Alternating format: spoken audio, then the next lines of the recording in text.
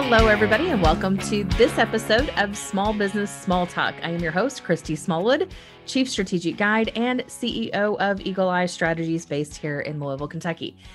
I am honored to be able to do this kind of podcast. Small Business Small Talk is one of those shows that I highlight small businesses, and we're also going to talk about those lessons learned from small business owners, how they got started. We're going to hear their stories, how they got started, what has meant something to them over time. And sometimes we're going to have these episodes where we're going to just go deeper into something specific, like our guest today. So before we get there, I want to give you a little bit of housekeeping. So if you have not already visited our newly launched website, it's www.smallbusinesssmalltalk.com. smallbusinesssmalltalk.com. Go there and you can catch up on all the latest episodes.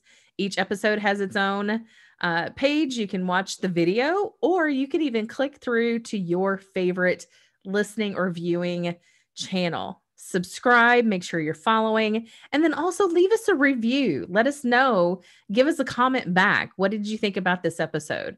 Or if there's something that really struck you and you want to know more about, by all means, give us a shout out. I'm also going to start including a little bit more information on the specific episode page so that you can find links to different things that we may be talking about. So one of the things about today's episode, my guest today is Dee Dee Taylor. She is the business owner. She's the founder and owner of 502 Hemp, based here in Louisville, Kentucky. And yes, you heard that right. It's 502 Hemp, H-E-M-P, which she sells CBD oil products, including additional things that we're going to talk about today.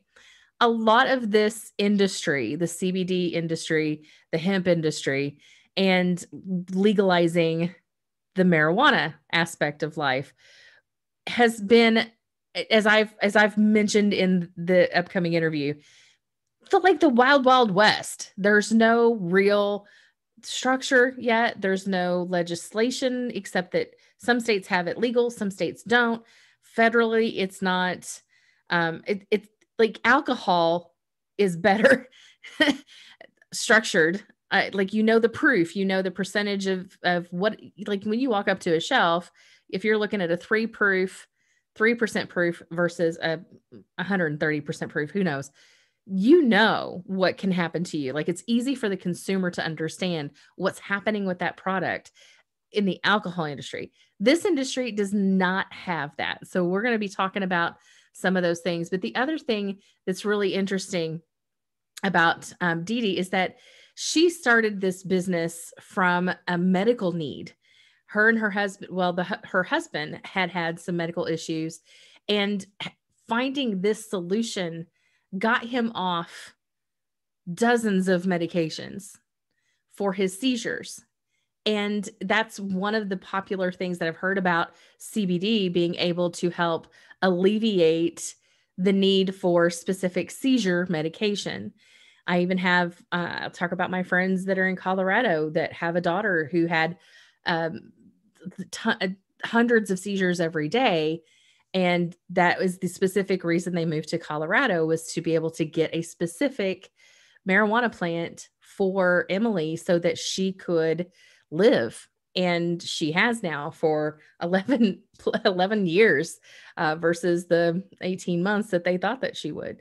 So there's a lot of good that can happen. And there's just so many things that are still not, and I don't want to say regulated in the sense of, like, it's just not structured enough that it's clear what's going to happen and how it can happen and how to get it from the consumer aspect. So one of the things I wanted to bring up today, we are going to be talking a lot about, and you may not be familiar because I certainly was not either, cannabinoids. So this is a topic that we're talking about greatly today. So what are cannabinoids? And I have a couple of resources here I've pulled from. Cannabinoids are chemical compounds found in cannabis and produced by the human body. Phytocannabinoids, or marijuana cannabinoids, produced by the cannabis plant, mimic the functions of our endocannabinoids and are responsible for the euphoric effects associated with THC. Okay, so that's one.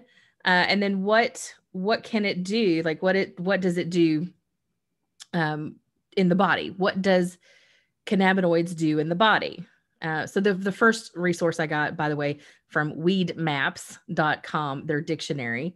And then what does cannabinoids do in the body? Cannabidiol, the CBD. Both CBD and THC have a molecular structure similar to compounds your body naturally produces, known as endocannabinoids. Endocannabinoids bind to your body's cannabinoid receptors and are involved in activities like learning, memory, decision-making, immunity, and motor function. And this comes from healthline.com. So understanding that, first of all, it's coming from a plant that is grown out of the ground. Each plant has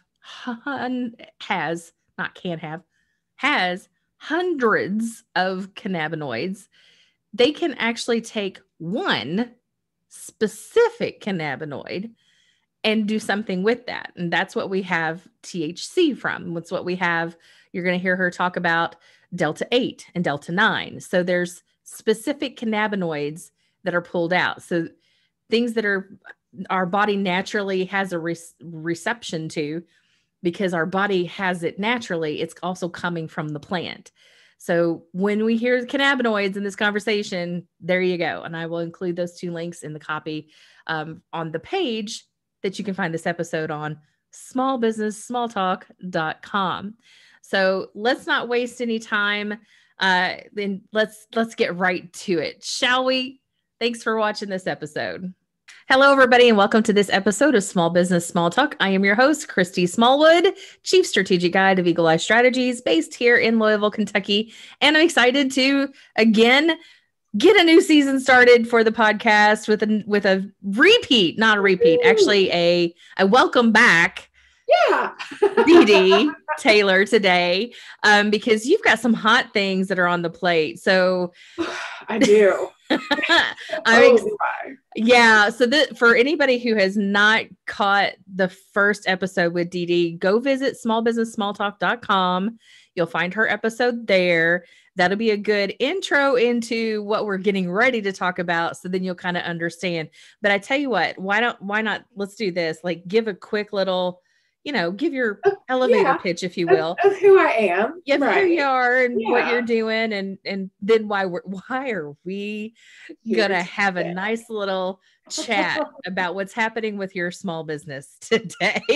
Right. Okay. So first off, my name is Dee Dee Taylor, which, she said that, but I own 502 Hemp Wellness Center here in Louisville.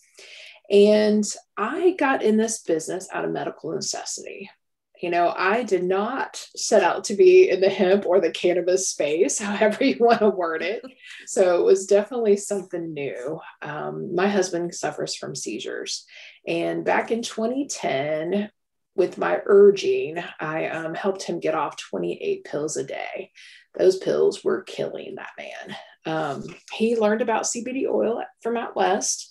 We started making it at home. And I was I was a paralegal for 20 years, for crying out loud. I was terrified the DEA was going to come in and, I was like, oh my God, are we going to get right? And literally, he is so intelligent that it looked like a still. It looked like we were distilling alcohol. It's kind of that same type of process. He used a ethanol extraction when he first started. And I'm proud of him. So he's been making quality CBD products from Kentucky hemp since 2014. That's when it became legit. And then I really got in the business once I started using it, and I knew it was working for me and helping me with my anxiety, my sleep, and depression. And that was about in 2016. I didn't open this store until 2018, and I've been doing it ever since. And my gosh, the amount of people that I am blessed to be able to help has been like it. it gives me the wings I need to get up in the morning. You know what I mean? And I have Well, so and yeah, many you've got so many customers. great stories and great reviews of people using it and how it helps. Yep. Uh, And so many different ways too. And for so many different people. And, most people don't know that we have that endocannabinoid system, that our bodies were built to receive the cannabinoids in the cannabis plant. And I'm just going to tell you a little secret. It's the same plant. Hemp and marijuana, it's the same plant. They just made hemp to where you couldn't be over 0.3% THC. But other than that, it's the same. It's the same plant. Okay. So you've already said a couple of things here. Yep. The cannabinoid, the what cannabinoid? So, well, CBD is cannabidiol, but cannabinoids in general, that there's about 113 or so in the plant. I think they're about up to 120, but there's a whole bunch of different cannabinoids. THC, which is tetrahydrocannabinol. Sure it is. I can hardly ever pronounce it myself. THC, it's marijuana. So that's the stuff that makes you feel a little fuzzy. It can, if you take too much of it. Yes. Yeah. Yes. That's more legal states, right? That's anything. I mean, even if you go up to 1% THC, you're not going to feel high.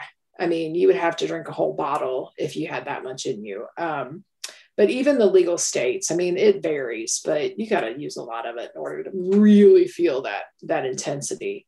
Now, in the state of Kentucky, there is no recreational, there is no medical, right? So what's the next best thing? CBD oil, because it still provides some relief. It still has more anti-inflammatory properties than ibuprofen does. It's still better for your organs because it's not a drug. It's all from a plant. Yeah, it's a plant. That's the one thing that really turned my thinking around too.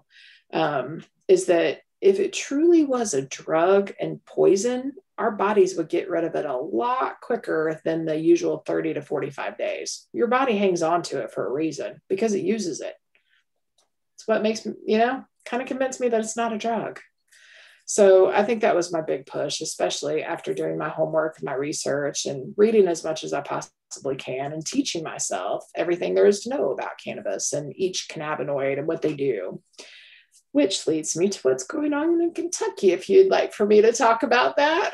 So, okay, before we get to this part, so yep. Help me understand how many states. So what's the difference between being legal and being okay having you have a CBD oil business in a state where it's not legal for marijuana? So help clear up what's the difference. So the difference is that my products come from hemp, and the 2018 Farm Bill listed hemp to be anything under 0.3% Delta 9 THC on a dry weight basis. So all the hemp that's being grown here in Kentucky has to be below that 0.3%, or it's actually destroyed. So they won't even. So 0.3. 0.3%. Okay. So that's 30% of a 1%, like super tiny. Okay. Got it. Super tiny. Super tiny. Yeah. And most of our products are even below that, depending on what it is. Because the extraction process, when they start pulling all the cannabinoids out of the plant, it's a lot.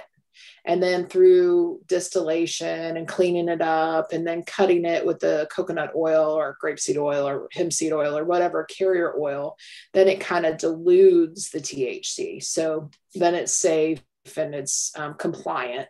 I think compliant's a better word. It's always safe, but compliant.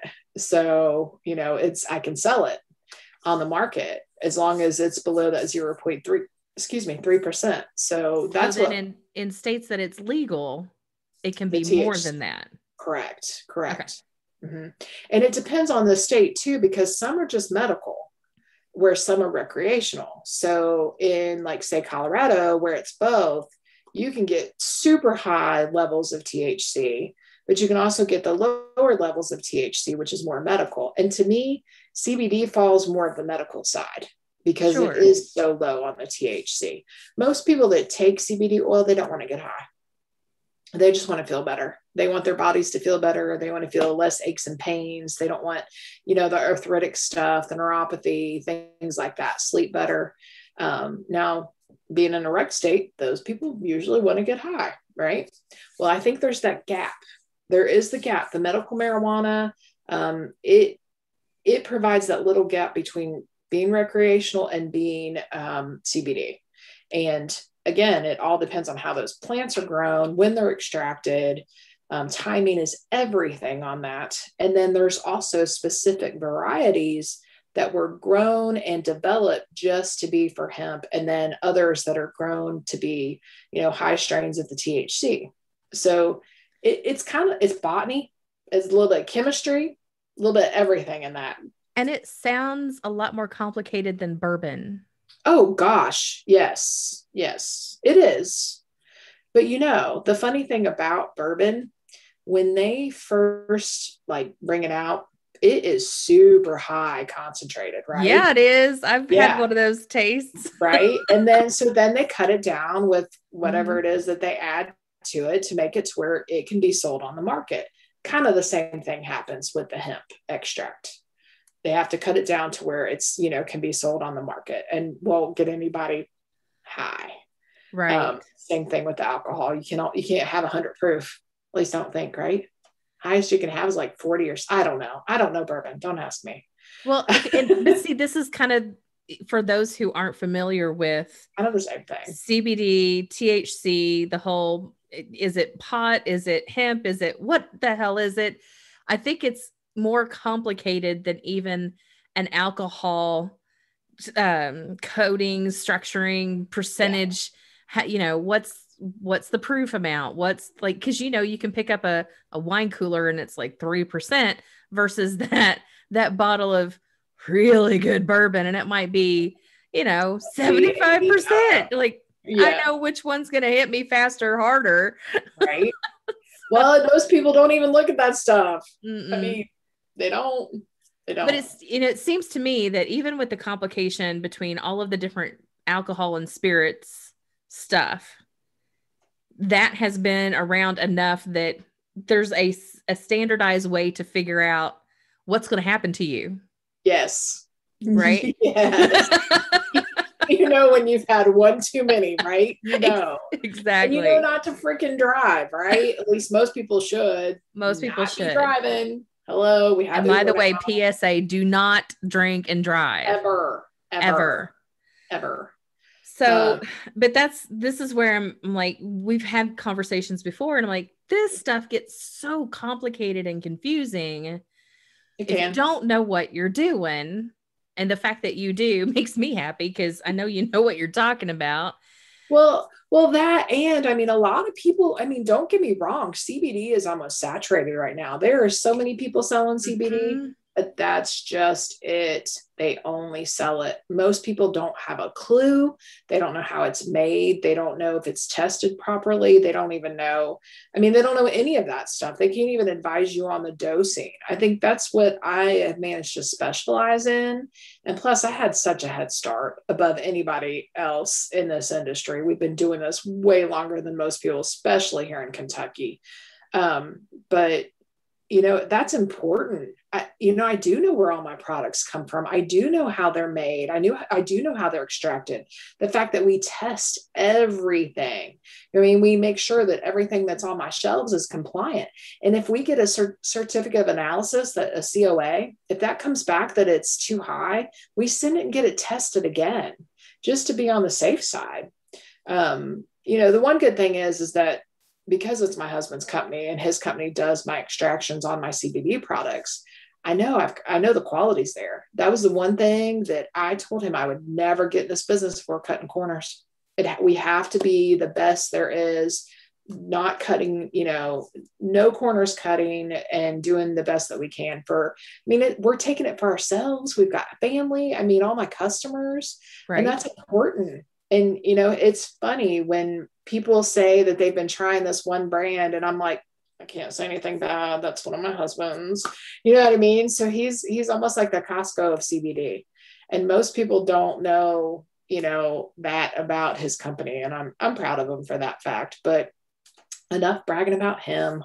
Let's move on to me. So I'm glad that we're touching on the industry because because I know where we want to get to. I just want to make sure we give some context Oh, before absolutely. we get there.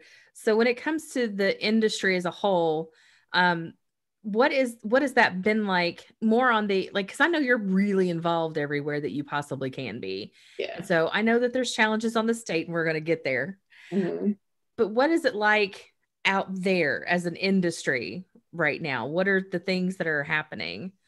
Well, I think probably the biggest thing that's happening is that there's a lot of new products on the market that people may be selling that aren't what they say they are, or if they are what they say they are, we're not exactly sure how each individual cannabinoid works. So if they're isolating a specific cannabinoid, I think some people are worried about that. I think it's great because then you can get just the cannabinoid that you need for your specific symptoms, right? So I think it's a great idea. Now, if I was a chemist, I would totally isolate every single one of them. And then, you could just pick and choose which ones you need, kind of like a vitamin. That's kind of how I look at it. In the same respect, I think all of them working together works best. So I also truly believe in the full spectrum and entourage effect and having the full gamut of all the cannabinoids that work together. But in this industry in general, I think it's still unregulated. The FDA still hasn't made any rules about it. They're pushing to get it labeled as a dietary supplement because it has been around prior to the Epidiolex and the one that has the CBD in it, and that's now a drug for just certain types of seizure patients. And honestly, personally, I don't think it works nearly as well as what I have on my shelves for seizures. I have one customer, they tried it when it was in the trial phases and it was okay, she said, but it was a CBD isolate. It didn't have the full spectrum. It didn't have that little bit of THC. It didn't have any of the other cannabinoids of the plant. And she swears that she noticed a bigger difference when she switched her daughter to the full spectrum and got her off of the medication. But they also have to put other things in it because you cannot patent a plant.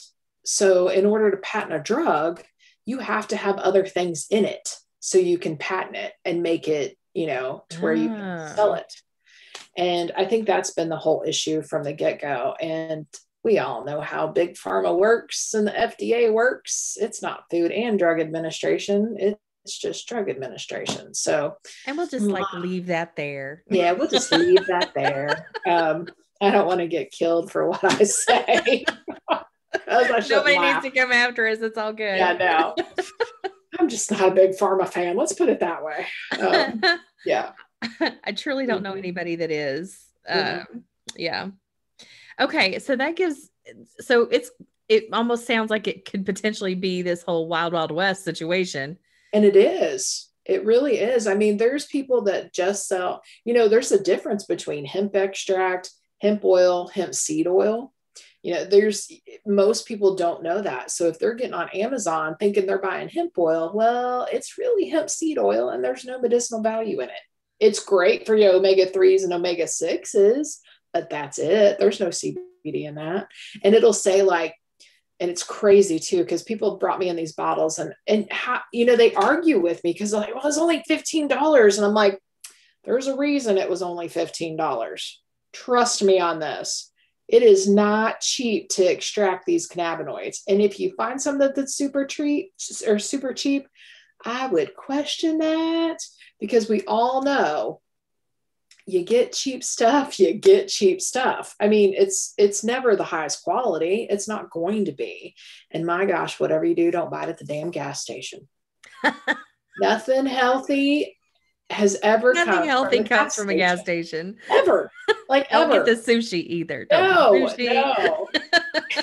Just boiled eggs. Yeah. I mean, the BP next to me, they got some decent fried chicken, but even then I'm leery of it.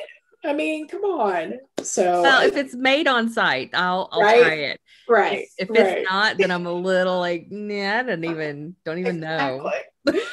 So, I mean, that's just always been my big thing. Like, and even what is some of these big box stores are carrying, I question that too, because a lot of them have added things in it that you don't necessarily need to add with CBD oil, but people are trying to get theirs to market or get it patented by putting like melatonin in it or putting, turmeric in it. And really, CBD does fine on its own. It doesn't need anything added to Well, it. and the way that the big box stores choose what goes on the Yeah. shelves, sometimes it's a matter of I'm going to pay to be on the shelf, Yes. right? There's a fee Yes, associated with that. exactly. Yep. And so sometimes if you're unique and new and you want to pay for that space, okay. Mm-hmm. I, And be lucky that you're on the shelf at the big box. Yeah. yeah, Yep. absolutely. And a lot of those, they do not pay good prices because they got to mark it up to make, their money, and they're paying for the store and the employees and all that stuff. So they are getting it like super cheap. And a lot of the companies that are selling that stuff, I would just question their practices. Let's put it that way. I think it really is a wild, wild west here. And it's scary at the same time too, because, some of these companies, they're using questionable extraction methods. There's things that I would not put in my body knowing that it was made with butane. I just wouldn't. Yeah. And that's a big brand here in Kentucky too. No. Mm-hmm. Yeah. And most people don't know that, but it's not like they're going to talk about, hey, we use lighter fluid for our products. They're not Right. going to say that. And that's another challenge too for and the consumer side, Yes. where we don't know what we don't know. All Yep. we know is that it's supposed to be good for us. Right. We don't know there's such an array of differences to that. Exactly. Exactly. And I've just tried to make it my mission to educate and educate and educate and keep the good quality products as opposed to crap. I mean, Well, yeah. other way to say it. I mean, my husband pays a premium price for his hemp when it comes in, but it's because it's good quality hemp, and then it makes good quality products. I think that's important. So speaking of crap, Uh-huh.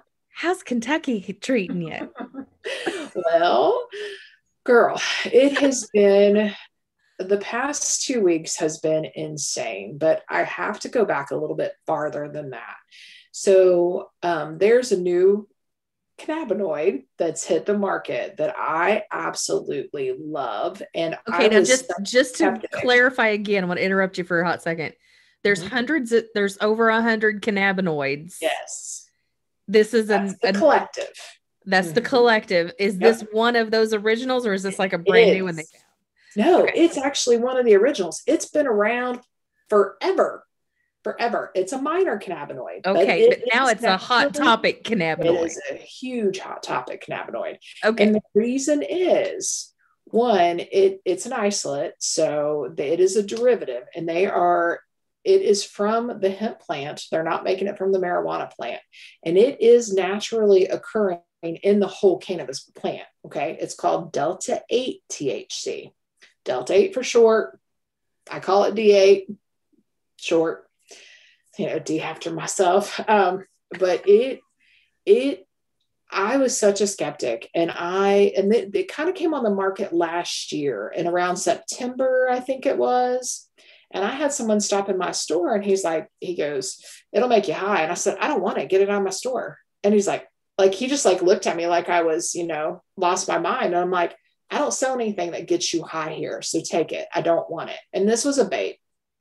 I'm not a big fan of vapes anyway, because I used to be a former smoker and blah, blah, blah. But anyway, I started doing some more research because I already knew it was a minor cannabinoid, but I'm like, what are they doing? So these brilliant kids, I'll call them kids, I'm sure they're not, but these scientists had managed to isolate that cannabinoid. But what they've done is they take this CBD isolate and they convert it to the Delta 8 through heat and pressure. The crazy thing about this is any cannabinoid that is naturally occurring in the cannabis plant can be made into another cannabinoid. It's brilliant. It's genius. And it almost a little bit makes things a little bit more legal here in the state. Sort of. Which means is it because the THC level rises past the acceptable point? No, that's the crazy part, Christy. That's the part I'm fighting, because Delta 8 THC is a different cannabinoid than the Delta 9 THC. So you can have a Delta 8 product and it still be well below federal and KRS statute, below that 0.3% on the Delta 9 THC. And that's how we sort of have THC somewhat legal in this state.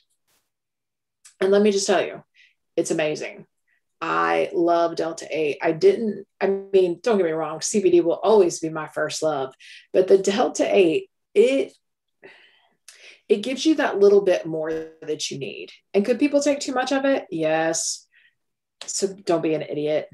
Go slow. I always tell people to go slow. It is like almost like, especially the gummies and things like that, you just got to go slow and see how your body reacts to it.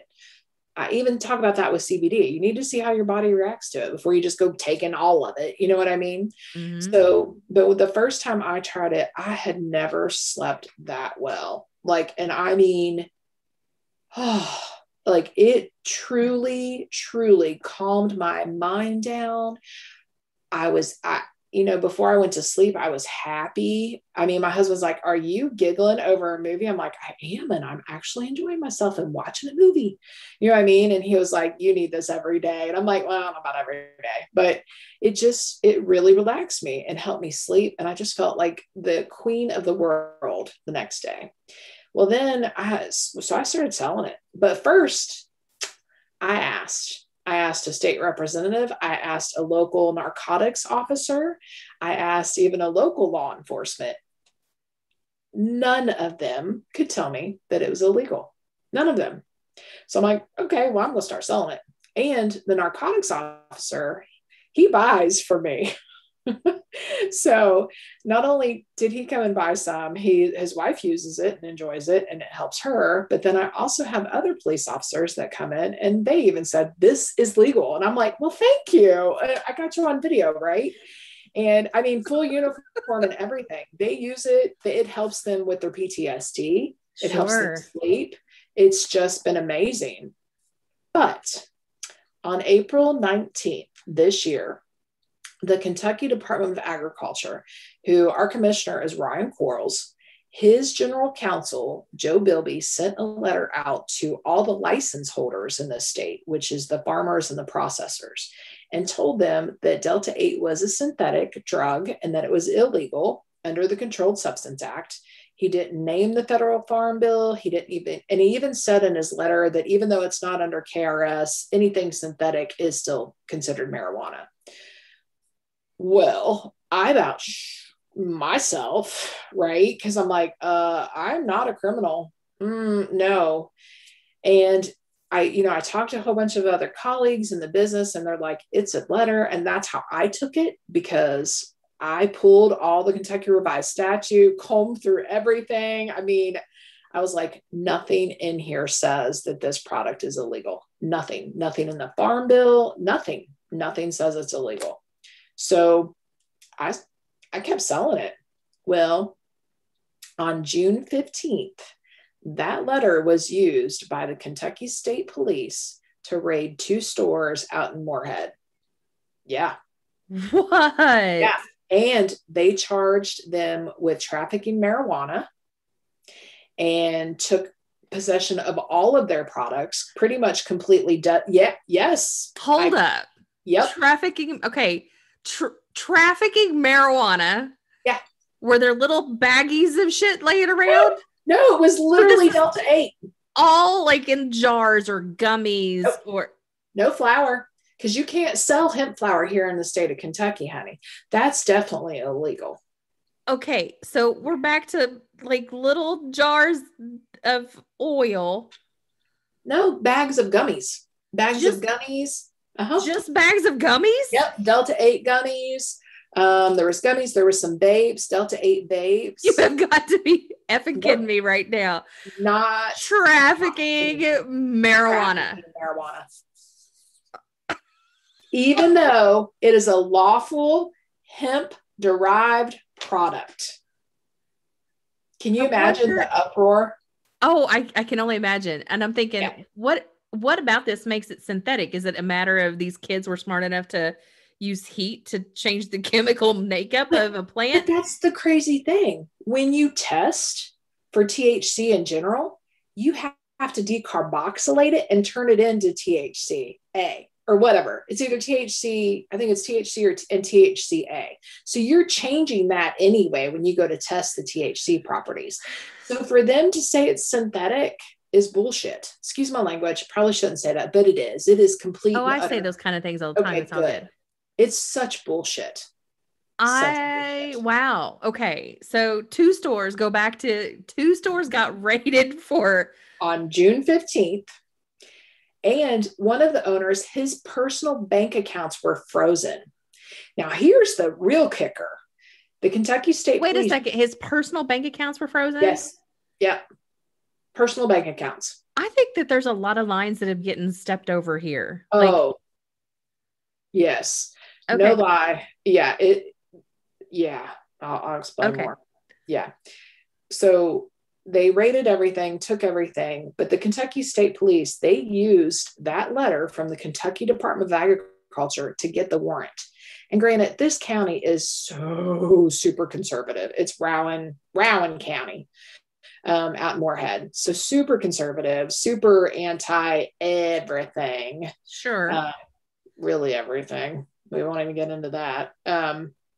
But yeah, so the kicker, they only raided 2 stores. There's 4 selling Delta 8 out there. They left the other 2 stores alone and they're still selling Delta 8. Now you tell me that's not a bunch of BS. If you're going to bust one, you need to bust them all. But apparently the word is that those other 2 stores were calling the Kentucky State Police and saying that they were selling marijuana. Okay, so back to the Wild Wild West. Yes. Crap. Wow. Right. So yeah, you got competitors that are telling on each other. I mean, it is insane. It's insane. It really is. There's a lot of, and I'm not like that. I just don't think anybody's a competitor with me. I'm on my own level. So I don't same girl, same. Right? I don't compete with anyone but myself. So that's how I've always looked at it. But yeah, those poor people. And the scary, sad part is that the one that got busted called Eastern Kentucky Hemp Company, they supplied me with Delta 8. I sold their gummies and people freaking loved them. When I would run out of them, they'd be like, when you get it back? When you get it back? I mean, they were, they're from Eastern Kentucky. I like having Kentucky products, right? Mm-hmm. Now, granted, they weren't getting their Delta 8 here because of that fun letter from the Kentucky Department of Agriculture, but I also had my own brand as well. I have my own brand of chocolates and I have my own tincture. Well, obviously I don't get that stuff here from Kentucky either, but now my chocolatiers were local making it for me, but they were using my Delta 8 that I was getting from out of state. And it's sad. It is sad. Not only did that happen, but on May 12th, I got a personal email from the Kentucky Department of Agriculture telling me that I can no longer use the Kentucky Proud logo because I am selling an unlawful product. And I was like, okay, fine. I'll completely scrub my entire website of Kentucky Proud because right now I ain't too proud of Kentucky anyway. So yeah, called me out, said it has been brought to our attention that you are selling Delta 8 products. Now, who in the hell told the Kentucky Department of Agriculture that little old me in Louisville, is selling Delta 8 products? A competitor. Sure. No doubt about it. No doubt about it. That's how it is. That's how it is, Christy. That's how it is in this great state of Kentucky right now. Uh-huh. So, okay. With that then, what's the plan? Just kind of ride the wave, see what happens? get I'm super not, involved and I am not one lobby? of those riding the waves. I am totally out And I there, know proud that. about it. So there's a whole group of us retailers that are trying to raise money to pay for an injunction to get filed against the state. We have an attorney. We found a PhD chemist willing to testify and prove that these are not synthetic drugs that are being made. And we are fighting this because it's absolutely insane that my cancer patients can't get their medication. And this helps them more than any drugs they can take. You know, that the PTSD for the veterans and even the police officers, because they've been through hell too, you know, and they need it. So we're fighting it. I have actually, and I plan to open a store in Indiana because they're, surprise, surprise, a little more open to it than they are here in Kentucky, which is shocking. Kind of surprising. Yeah, that is definitely shocking. Very shocking. I mean, we are the Bible Belt around here. Right. I mean, except for like Louisville proper, but then everything. I'll stay in Louisville proper, just so you know. I'm not going too far out, because you can't even have a marijuana seed in Indiana and you get charged with trafficking. There's serious fines over there for stuff like that. So hemp, they're a little bit more open to, but they've had their own fights with it. But now Tennessee, completely open. Ohio, you just need to list how much is on the package. West Virginia, they give you a certificate that says it's legal. Florida, completely open. Boy, they're making everything down in Florida right now because they got those big tax loopholes and stuff. So everything's getting made in Florida right now. But yeah, Tennessee is my next step. So, it just amazes me that we have to even fight this, that this is even an issue in the state of Kentucky. One single cannabinoid. One. Do you want to know a secret? Of course. There's like 30 different isomers of THC. They can't keep up with making each one illegal. I now have THCB on my shelves. It's not Delta 8, it's THCB. See, it's another minor back to it's so complicated. There's no way. The prohibition is done. It's done. It's over. They need to move on. We need to just either federally legalize it, which Clarence Thomas even said the same thing. Shocker. But we need to just move on and let the prohibition end. Too many people have gone to jail for this plant. Too many people have died in jail because of this plant. Too many people have lost their lives, and all it has ever done is help people. Now, can people abuse it and take too much of it? Of course. Of course. They can alcohol, they can tobacco. Those two are illegal. What about too much caffeine? Do you know what it does to your heart? Let's not forget sugar. Oh God, right? Sugar. I mean, so for them to try and make this cannabinoid from the plant illegal it blows my mind. And the fact that it hasn't gotten out more in the media really surprises me. Oh, that doesn't surprise me. That does not surprise me. It doesn't. It does not. And here's why. Okay. My theory is on that. Hopefully nobody's going to shoot me over this, but I've said it out loud before.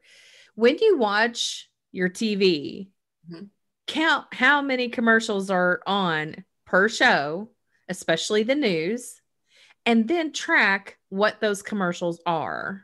They're all freaking big pharma commercials. You are so right. And alcohol. And that is who pays for what gets on the news. Because if an advertiser stops paying, there's no way to pay for the airspace, the people, the tech, all of the other stuff that goes into it. Yep. It's the advertiser's money that controls the content.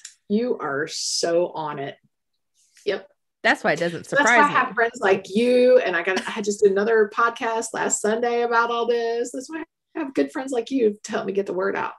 But yeah, we're really trying to organize and get the money to pay for it, because I don't want to pay for all of it. It benefits all of us. But it's a big fight. I mean, it's going to be a big battle. I know that Commissioner Quarles is wanting to run for governor or lieutenant governor, and I can't imagine that this would look really well to all his constituents, wanting him to vote, and he's harming the hemp community. I mean, the market's so oversaturated that hemp farmers could not even get their hemp sold. And two of the biggest processors in the state, with the exception of my husband, obviously, filed bankruptcy. They didn't have to pay the farmers anything. And those two were so loved here in the state of Kentucky. Well, word on the street is that one of them moved to Tennessee and they make Delta 8 down there. So they're still making money. They still have their license here. They still process. They're still making money, but they left a lot of farmers holding the bag. And to me, that they should have lost their license because of that reason. Now, yeah, I definitely got a mark on my back for that one, but it's true. If you're not in good graces with your own hemp farmers and you can't pay them, then why should you still be in business, even though you filed bankruptcy? Well, I mean, there's that. That's part of good business anyway. Yeah. And, with a lot of industries that get started really fast. Yep. Those that want to ride the wave as far and as high as they can, are not in it for long term anyway. True. So they don't learn much about what it takes to actually run a business. They want to get it started and sell off. They just want to make all the money they can and move on. And it happens in so many industries like that. I didn't think about it that way, but yeah, that makes perfect sense. We're seen it a lot. John and I are in it, like in it. We want to be around a really long time to be able to help people. That makes sense. It just sucks that a lot of farmers were stuck holding the bag. So the next best thing for them was getting their hemp turned into CBD isolate and then selling that for the Delta 8 market, because it's exploding, right? The Delta 8 market is now exploding, and it's helping the farmers. It's helping the processors. I mean, there's so much money that could be made here in Kentucky that now they don't want to allow it. I'm like, I don't know that Kentucky cares about making money. So it doesn't seem like it. It seems like they want to continue to be the poorest state and not make any money at all. And the tax dollars, I mean, come on. Well, okay. So while we get on our little soapboxes, we know, like, there's not the whole budget thing, the teachers thing, we know Kentucky's got a long way to go to get their financial shit together. Oh yeah. And politicians, like career politicians, are not the ones to do that. So we need more financial entrepreneurs, and not necessarily just the CPAs, but we need people who are like, oh, I know how to run a budget here. This gets cut, this gets moved over here. Like, work a household budget. Right. Expand on that. Right. The ones that have had nothing, we know how to budget. Oh yeah. I mean, and let me just tell you, because of that KSP and that raid on June 23rd, and get back to that for a minute, Casey County Sheriff confiscated from 5 stores out there all of their Delta 8 products and told the gentleman that it was illegal, and that if he keeps selling it, they will give him a felony, that he's just itching to get a felony. So when that happened, I'm like, I better pull everything off my shelves. Well, can you imagine how much money I lost in sales just in 2 weeks? I was like, you have got to be kidding me. I'm dying here. And I don't want to lose my business, but do I keep selling it? Because to me, it's legal. Everything I've read, there's not a darn thing that truly says it's illegal. And the last time I checked, the Kentucky Department of Agriculture did not write law. They're not legislators. Nope. And to me, it is an opinion letter. So I've talked to my attorney. I've talked to a few attorneys. I've talked to a lot of attorneys. And now it reminds me why I'm not a paralegal anymore. That's another, that's right. A whole nother podcast. So, they're all kind of telling me that, you do what you have to do, that as far as they're concerned, it's legal as well. So I managed to move all my products online, and I'm selling that way and selling through, my Indiana business online. I don't know what else to do because people want this. And it's just sad because I'm not a criminal. I've never sold marijuana ever in my life. Now, have I partaken in it? Hell yeah, I have. I had a lot of fun in college, but I've never sold it. I've never been a drug dealer. You know what I mean? And to me, and even now, it's not a drug. And Delta 8 especially is not a drug. And it's sad. It's sad that they've gone almost, it's like we 2 steps forward and then 5 steps back here in Kentucky. And what's even worse is that not only, there's a few states that worship the ground that Kentucky Department of Agriculture walks on and does everything that they do. And that's sad in and of itself, because we are so backwards here. But not only that, but it just, come on, man, come on. So this falls under when I do strategy with clients and we work out a SWOT analysis. Internal, you got your strengths and your weaknesses. External is the opportunities and threats. Yes. Oh my gosh. Yes. Yes. This is why I've asked the questions about your industry, and now we've got the state and we've got competitors. Like, you are definitely in that scale of how are we doing it? Red alert. Yes. Yes. And I'm like, oh my gosh, I'm not a drug dealer. You know what I mean? I don't want to be labeled as that. I certainly don't want a felony over my head because I'm trying to help my customers feel better. It's what's even funny about Delta 8 too. I have customers that are like, I'm so glad you have this. I don't have to drive 5 hours to Michigan. I don't have to go across the border to Illinois and get marijuana there and then illegally traffic it in. So, I mean, that kind of stuff, it's like, oh my gosh, that most people just don't even realize. So sorry about that. That most people don't realize that this is way safer and it's here and you don't have to go to another state for it. Well, in the byproduct, and we'll wrap this up. The byproduct, I think, is that this action taken by the state is only confusing the consumers even more. Correct. Because now nobody, like, why is this a big deal? I thought it was fine. Right. And that was a hemp product. It's good. Right. Yeah. And now it's not, like, why? Anyway, so I hope, Dee Dee, in all honesty and all sincerity, I hope that this works out in your favor and this industry's favor, because we mentioned in the first episode that we did, I have a friend who had to move to Colorado for their daughter, who wasn't expected to live past 18 months. Mm-hmm. And I think she just turned 11. Yay. That's awesome. That and it might actually be a year off. She might actually be 12. That's wonderful. Yeah. And it's because of the very process that you're talking about. She has a very specific plant, specific cannabinoid, specific thing to her that has helped her live. Exactly. And so I see the power behind it. I mean, I've been blessed enough to be able to have some, and you're right. It's relaxing at night. Like, it will help my brain shut off. Yeah. At the end of the day, it'll help at least my like from the top to hit the shoulder muscles, like just get some of the tension out. It's like a massage without actually paying for someone to give me a massage. Nobody has to touch me. I just do that.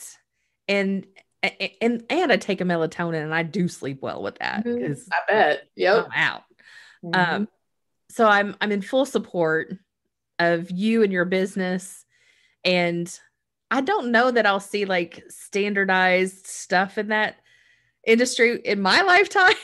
I hope I do, but I hope. Well, I don't know either. See. Hopefully they'll start to become more structure in your wild, wild west over there. Eventually what's going to happen, at least my theory, it's going to get federally legalized. There's just too many states that have it legalized, and there is too much opportunity for money. To me, I think they're just trying to figure out how they can keep all that money for themselves. Probably. And it's that good old white boy mentality here, the good old boys club, right? So I think me being that little old lady that ain't going to put up with any of this anymore is, I'm sure I'm going to really irritate some people, but I got to do what I got to do. It's for my customers. It's not even just about my business. I'm here, and the whole reason I got in this business was because I knew it was helping myself and my husband, and I knew I could help other people. And that's what I am going to continue to do. And I just feel like I have to fight, and I have to stand up for what's right. And I just think that this bogus crackdown on this one cannabinoid is absolutely ignorant and insane. And hopefully more people hear about it and know about it, and they don't just assume that people like myself and other good business owners are drug dealers. That's my big takeaway. Yeah, that's harsh. Yeah. That's harsh and uncalled for, and it shouldn't happen. So I'm here for you. Thank you. Thank you. Thank you. Thank you for having me on again. I really appreciate that. Absolutely. You know how much I admire you. And I was like, I just reached out to you and you're like, heck yeah. So I really, really appreciate that, sweetheart. I really do. Let's do this. So yes. Awesome. Well, Dee Dee, thank you so much for your time today. We'll definitely get this all wrapped up. And for those that are still watching or listening, thank you as well. Thank you. Okay. So now that you've seen the interview or you've listened to the interview, now you understand how it can be so complicated with all of these different cannabinoids and what it can do. And not only that, just the mere, oh my gosh, the craziness of it all out there right now in this industry. So I also wanted to follow up with, as a business coach, as a strategic guide, I wanted to also give you a little value to take away from this. I mentioned at the end of the interview, a SWOT analysis. When you are able to sit down and really work this out, a lot of people will kind of discount the opportunities and threats within that strategy area, within the SWOT analysis. So the strengths and weaknesses are your internal, your business. What are you good at? What are you not so great at? Then the opportunities and threats. People, look, we all love to play in finding all the opportunities we possibly can. But we also need to be aware of all the threats out there. As you've heard in this interview, all of those crazy threats that at any moment she could have a police officer walk in and say, oh, this is now not legal. We're shutting your business down. Like, that's how crazy it can be. That is a threat. So then how do you proactively prepare for that potential threat? And I've talked about this in previous episodes of global pandemic now needs to be on everybody's threat list. Not one of us was like, I'm fully prepared for a complete global shutdown. So when you take the time to be strategic, and if you haven't, I'm giving you the why haven't you look, because everybody needs to take regular time to be strategic. And that means, checking in with your vision, like, where are you going with your business? And this is a whole conversation for yet another day. But having that specific SWOT analysis, that you've done the work that you need to do to be prepared for everything. So how to strengthen your weaknesses by maybe hiring somebody that's way better. Maybe you're in a hiring gap. So maybe you can fix that, or that weakness just needs to not be focused on to be your best competitive self in the marketplace. The strengths, that's what helps keep you unique in the marketplace. That is your strengths to it. And go deeper into the strengths too. Don't just say, oh, because we love to help or we have great customer service. Don't keep it vague. Get very specific about why that strength exists, why it's beneficial. So really hone in on using this on a regular basis and check back in if there's something new going on in your industry, and how well do you really know your industry and not just your competitors. Like, we will all watch our competitors. We know what our competitors are doing, but do you know the legal stuff happening in your industry? Do you know what's happening in other states? Do you know what's happening federally for your industry? Do you know all of that stuff. Like Dee Dee knows her shit. And I'm very happy to have been able to be a part of this conversation with her so that I can learn more and that I can share that knowledge with you so that we're all a little more educated. This is one of the great things that I love about Small Business Small Talk is it does give a platform for business owners to share what they've learned with others in a way that they can continue to share it for as long as they want. So I'm always looking for more small business owners to spotlight. I want to hear everybody's stories. I want to know how you are getting through your own threats and how you're overcoming your own weaknesses. I want to know what you're good at, what opportunities you've grabbed onto. So thank you so much for your time today and listening to Small Business Small Talk. Again, go to the website, find your favorite listening channel. You can watch or listen to all of the episodes there. And please leave us a review. Please let me know what you like about it, what you don't like. If you're like sick and tired of me saying I'm super excited, just tell me. I'll work on it. I'll figure it out. I don't know if I can stop saying it, but I'll work on it. So with that, thank you again for your time. Please share this with a friend if you really liked it, or if it's information you know needs to get out, please share. Please, please, please don't keep us a secret. And with that, have a fantastic day.